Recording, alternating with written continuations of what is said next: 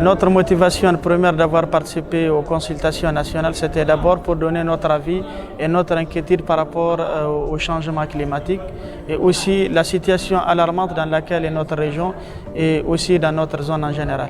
On pense que dans tous ces problèmes, on ne doit pas être impliqué, mais on voit que tout le monde est impliqué et l'atelier s'est tenu dans l'inclusivité totalement. Cette consultation nationale, Stockholm plus 50, est une aubaine, je crois, pour la région de Tombouctou, de s'exprimer réellement à travers ce que nous constatons, à travers ce que nous vivons, et carrément par rapport à ces changements climatiques, parce que nous remarquons réellement toutes ces 3 dernières années, il y a eu une avancée majeure des ensablements. Donc tout ça sont des phénomènes que nous sommes en train de vivre, et à travers les recommandations, c'était vraiment une chance pour nous de l'exprimer.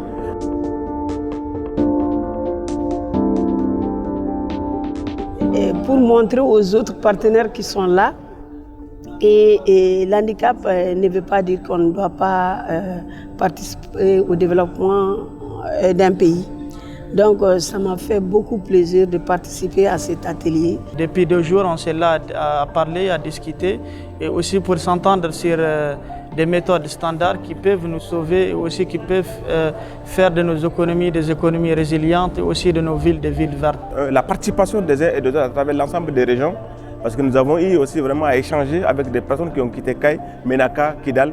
Donc ça aussi c'est vraiment important, y compris vraiment les facilitateurs qui étaient avec nous, qui ont contribué, qui ont fait des contributions majeures pour que vraiment nous soyons outillés, comprendre aussi réellement ce qui se passe concernant les domaines des changements climatiques. À l'issue de Stockholm 50, nous avons un certain nombre d'attentes. Parmi ces attentes, nous pouvons citer en tout cas l'ensemble des voies et les moyens par lesquels nous pouvons mettre en exploitation les énergies vertes.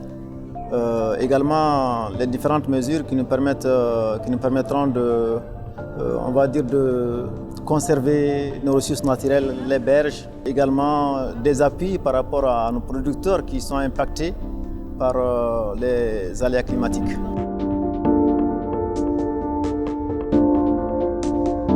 Nous espérons au sortir des consultations de Stockholm 50 en juin et que les consultations et les recommandations soient au bénéfice des populations en termes d'approche et aussi en termes d'appui en ce qui concerne tout ce qui est changement climatique et tout ce qui est appui au niveau des communautés locales et aussi des communautés au niveau des zones rurales qui sont généralement oubliées dans ces grandes discussions et dans ces grandes consultations.